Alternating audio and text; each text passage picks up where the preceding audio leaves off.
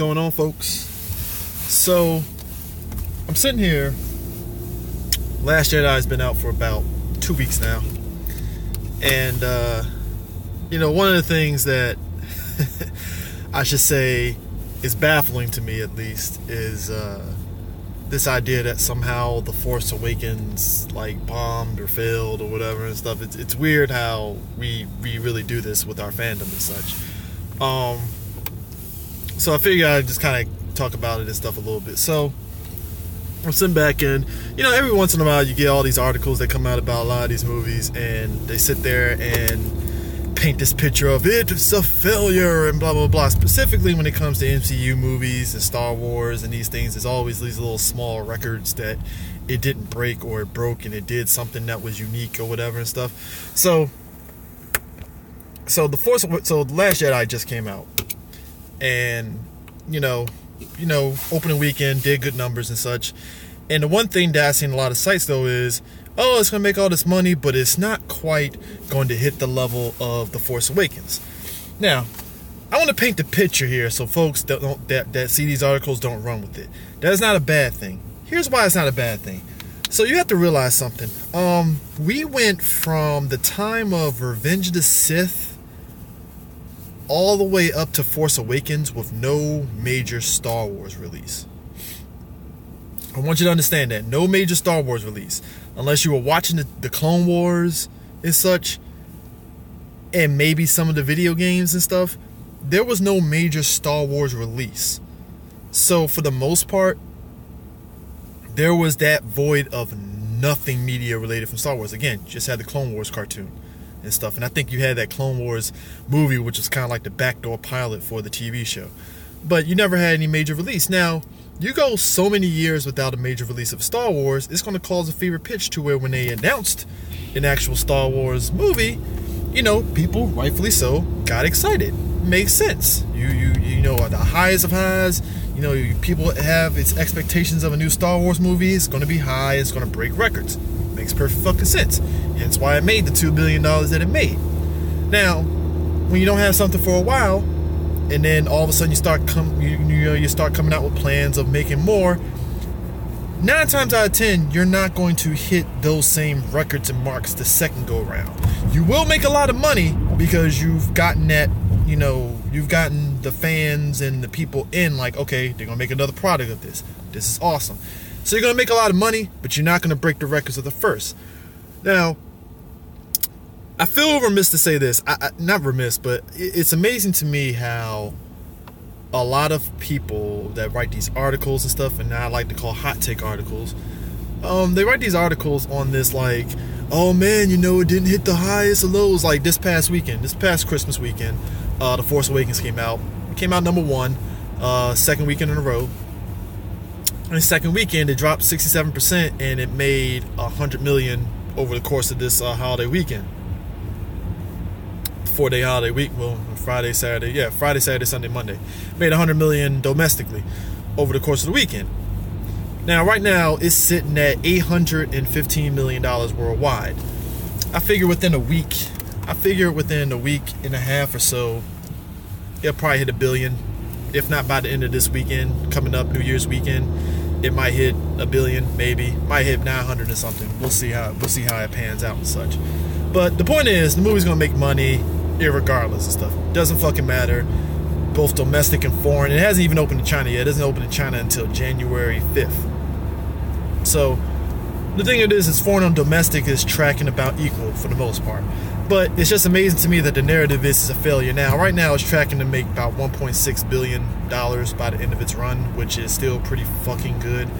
But the amount of narratives that I've seen is ridiculous. Now, it's not enough that people are losing their damn minds about The Last Jedi and it's not a Star Wars movie. I have to stop you there. Here's the thing. Last Jedi, it's not a perfect movie. What movie is perfect? It's not. But what bothers me is we sit there and say this stuff. I've seen things such as Rey is just too good with the Force. Now, I have to sit there and say something here for a second. I know a lot of us, we like the original trilogy and all that stuff. Are we forgetting the fact that Luke, who was a farm boy, who whatever you could say, wasn't much of a fighter or whatever and stuff. He was a farm boy who was told about the Force, knew about the Force by virtue of Obi-Wan telling him about that for a smooth, I don't know, knew about the Force about 2 hours or so. Whatever. We'll say half a day. He knew about the Force for a smooth 1 day. And because of that, and because that he was told that he was a good pilot or whatever and stuff, took out the Death Star by using the Force, something that he just picked up on, something that Ben Kenobi told him about, and all of a sudden it's, oh, he knew about the Force. He just miraculously did. We were fine with that, right? But all of a sudden Rey can do the same thing, and people have a problem with that. You know, people don't like the idea that this movie was kind of doing the whole out with the old, in with the new thing, which again, what's the problem with that? There's nothing wrong with out with the old, in with the new.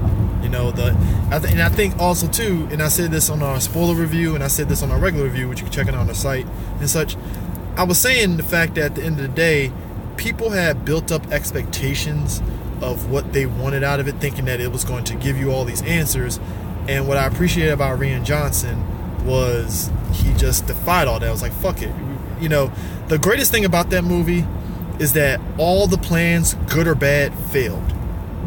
No matter what they did, the idea of them going there to get this special decoder person to take out, you know, the Empire's ship from tracking them in hyperdrive, it went belly up. You know, just all these things went belly up for them and stuff. But back to my point in terms of fandom expectations and such. So I see a lot of articles don't understand the idea that you're never going to reach those peaks. I give you a great example of this. Great example of stuff. Street Fighter. We went from a period of 1999 to 2009. 10 years. No major Street Fighter game. Street Fighter 3 Third Strike was the last Street Fighter game that we got from Capcom in 1999. That was the last Street Fighter game that we got. And since then, at that point, we had got no major Street Fighter game. Period. Never did. I know we had Capcom Fighting Jam, you know, things like that, but we never got a major Street Fighter release. So 2009 hits, we get Street Fighter 4, and it's just breaking records left and right. Right? Now, common sense says, well, Street Fighter 4 broke a lot of records because, hey, it was a fever pitch and people hadn't seen Street Fighter in a while. Yes, you are very much right, because, hey, when you haven't had nothing for a long time, there's going to be a fever pitch demand for it and stuff. People are going to be hyped for it and stuff. So we out. Street Fighter 4 is doing good. Whatever you say about, you know, whether you like the game or not, the gameplay of it and stuff, you still got Street Fighter 4 for better or worse. So after years of Street Fighter 4, we get Street Fighter 5. Like I said, I like the game. I think it's great. Whatever you want to say about it, you know, it opening, its launch and stuff, whatever. But it didn't break the records that Street Fighter 4 did. Now, a lot of people will attribute, oh, well, you know, it's just Street Fighter 5's a bad game. No, it's not. It's actually a pretty fine game. But the point is, when you already got something already and it's a consistent thing, you're not going to break the highest of highs of your records. So it's the same thing with Last Jedi. Last Jedi, like I said, is going to top out at 1.6 billion. It's still going to fucking make a lot of goddamn money. So I don't know what is there to really say in terms of expectations and such. It's just, I don't know why people... I think we as a fandom, we have to sit there and really... And I don't even call myself part of the Star Wars fandom or anything, but I think if you're part of a fandom, you have to sit there and accept change within reason, of course, and stuff. I mean, you know, hey, look, I'm a person that loves Power Rangers and such, and I've accepted the fact that they're going to do changes and such. But like I said, I think maybe because there's no whatever lore that's existing, they haven't necessarily fucked it up yet. They ultimately are going to sit there and do what they're going to do with Star Wars. And I think what they're doing with Star Wars, I think is cool, because it's the whole emphasis on The Last Jedi was basically, hey, ditch the past. The past got to go. It has to die. You know, and I think, and here's what makes this whole thing with Last Jedi ridiculous with people and stuff. So I find it funny in the aspect that, you know, I remember when The Force Awakens came out, I loved it. I thought it was awesome. I know it was a lot of I know The Force Awakens had a lot of callbacks to the original trilogy and such, and you know, some people didn't like it and such, and it was like, oh, it's not doing anything new, it's not doing anything groundbreaking, it's not doing anything in this. Fair assessment, I get it, but if you really look at The Force Awakens, it was kind of like, hey, we want to get you to get that tingling sensation that you felt about the original trilogy, and it did what it had to do. Now, again, Last Jedi comes out, it does a lot of things, it does some things differently, it bucks the trends of what we expected and such, and it ruffled a lot of people's feathers. And again, people are thinking that this is the death knell of Star Wars, and I'm like, here's the sick part about it, right? For every person that sits there and says that they're not going to watch they're not going to watch Star Wars Episode 9, you're full of shit, because you're going to watch it. You're going to get in line and you're going to watch Episode 9. Now, the one thing I hope doesn't happen is what's his face? J.J. Abrams doesn't, you know, go back and do this thing like, okay, I'm going to sit here and give everybody what they want in this 9th one and answer questions. No, I hope he doesn't. I hope he picks up what Rian Johnson did and just, you know, hey, new generation, let's focus on them. And I want that, you know, because I like Finn, I like Rey, I like Rose, I like Poe, I like these characters. I want to see growth out of them and such. You know, we got a little bit of growth in them in Last Jedi, but I want to see them get more expounded more. I want to see a lot of characterizations out of them and such. But I don't know, it's just, to me, us as fandom and our expectations, we gotta really tame it and stuff. And to me, fandom period is weird, because we think that we want something, and then it turns out it's really bullshit. We don't want it. You know, we sit there and say that we want answers, but you wanted more of the predictable shit that we know. Because, again, if Last Jedi did everything that people wanted, which was answer questions and all that stuff, then you would have had a very predictable movie, and then you have people crying about how it didn't do anything new. And again, it goes back to what I always say. People don't know what the fuck they want. People like to complain. People like to be part of the wave of fucking complaining. And to me, it's ridiculous. It's pretty damn ridiculous to me and such. You know, it's like, hey, you gotta do better for your fandom. But yeah, man, I mean, 1.6 billion for Last Jedi, still pretty fucking good, you know. But yeah, yeah, right now, you know, we're doing our year in a review for Three Black Geeks and such, and kind of culminating a lot of things and such, you know, video games, movies, music, TV shows and such, kind of doing that. I know me and Prime tonight recording the Comic Book Corner on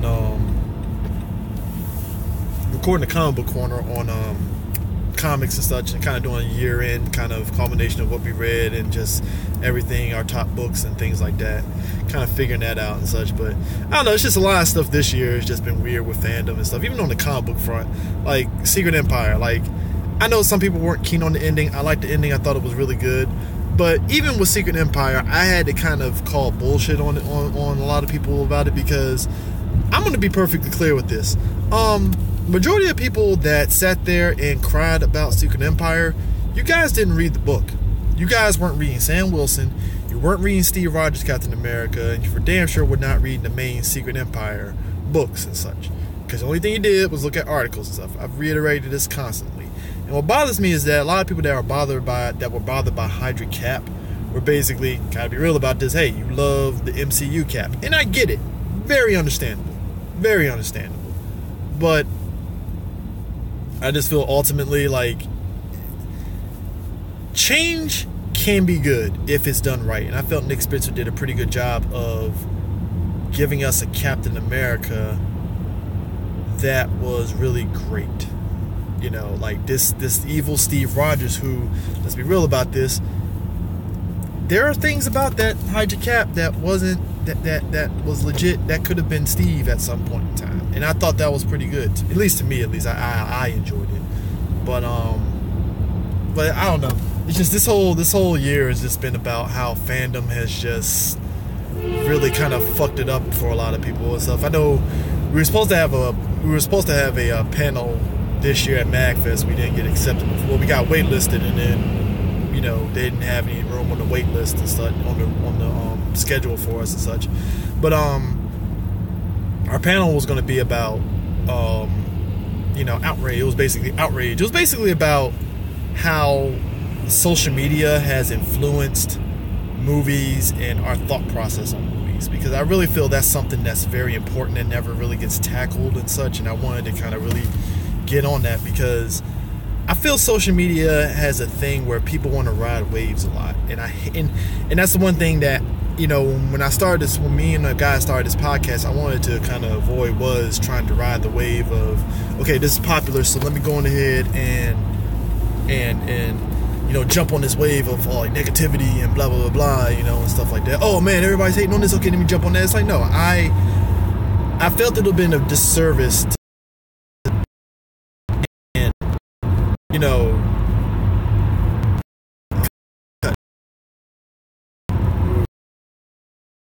been a disservice to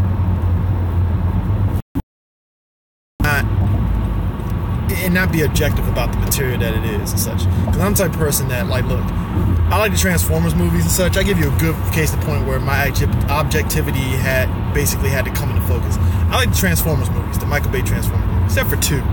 And it's not because of it's being universally panned or anything like that. It's just 2 to me was just Clearly the writer's strike had an effect on that movie. But anyways, I remember watching Transformers 5. And I felt Transformers 5, especially finding out in the box office, it only made a little over $500 million and stuff, like $500 million, which is, like I said, again, it's nothing to snuff at, but for something like Transformers that up to this point has made $1 billion every movie, expectations is there.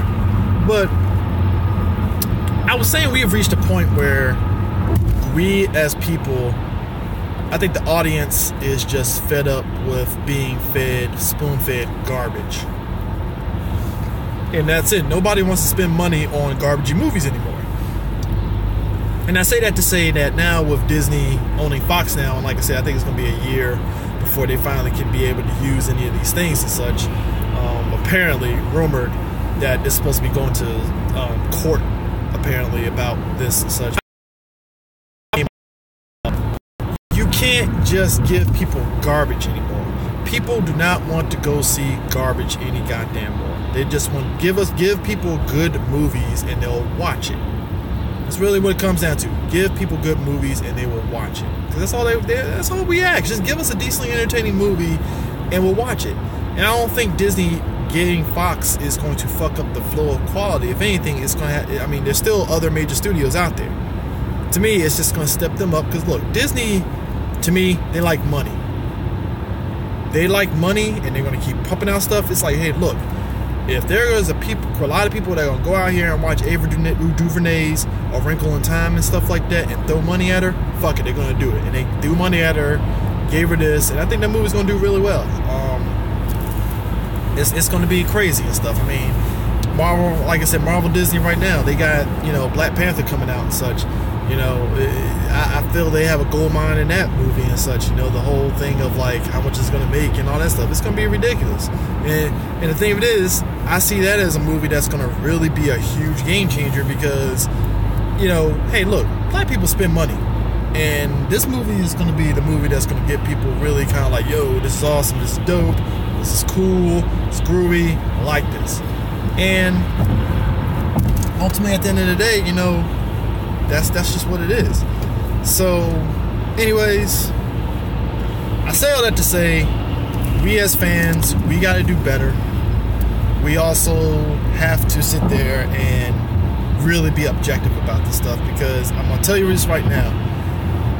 The days where we have to sit there and put out, these sites are going to put out clickbait articles, which I think is going to probably still be a thing. People are going to sit there and sniff out bullshit.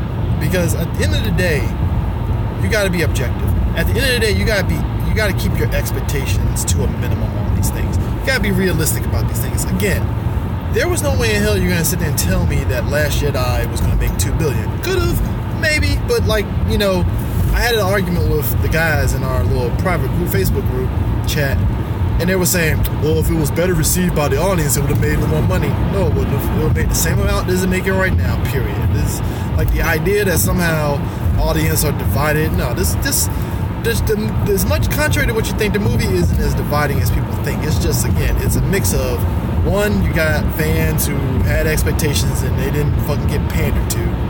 Two, you got a mix of people that's just like, oh my god, a white guy is centered on me. You know, a white guy is centered in this movie. Oh my god, oh my god, oh my god.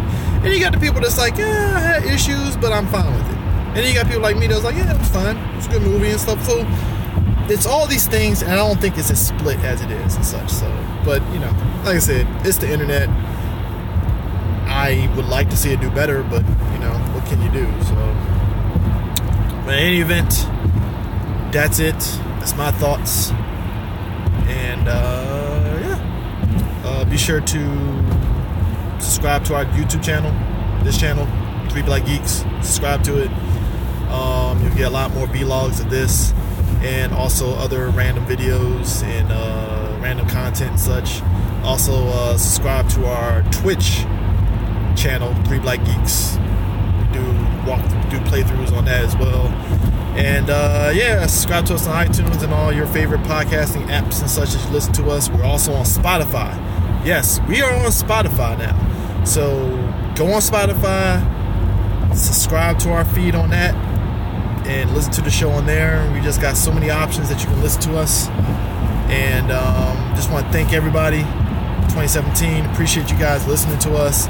We appreciate it and stuff. We definitely want to aim to go into 2018 doing better, giving you better content, more content, and things of that nature. So with that, catch you later. Peace.